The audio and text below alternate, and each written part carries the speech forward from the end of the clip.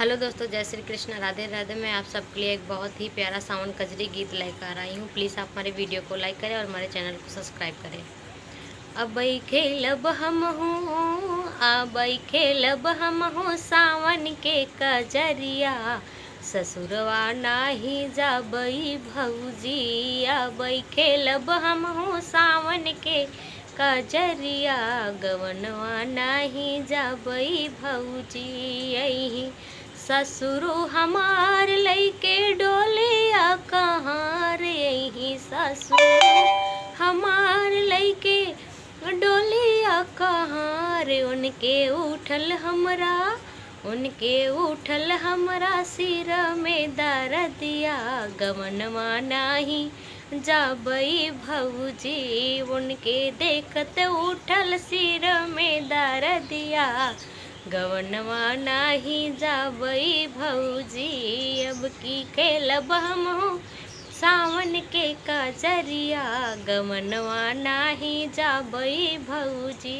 यही जेठवा हमार लइके डोलिया कहाँ रे, यही जेठवा हमार लइके डोलिया कहाँ रे। कैसे जाबई हम हूँ, कैसे जाबई हम हूँ के संगतवा, ससुरवा नाही जाबई भौजी। कैसे जाबई हम हूँ के संगतिया, गवनवा नाही जाबई भौजी। अब की खेलब हम हूँ सावन के कजरिया, गवनवा नाही जाबई भौजी। यही देवरू हमार लइके चारे गुंडा साथ, यही देवरू हमार, वही देवरू हमार लइके साथी दुई चार।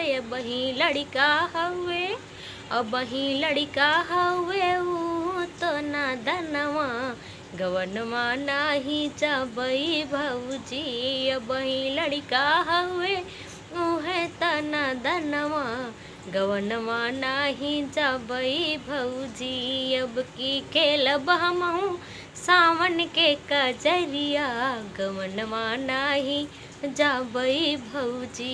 यही सजना हमार लइके अपन मोटर कार, यही है सजना हमार लइके अपन मोटर कार। उनके देखत सज गई, उनके देखत सज गई उनकी सजनिया, गवनवा चाली जाबई भौजी। उनके देखत सज गई उनकी सजनिया, गवनवा चाली जाबई भौजी। अब की खेलब हम सावन के कजरिया, गवनवा नाही जाबई भौजी।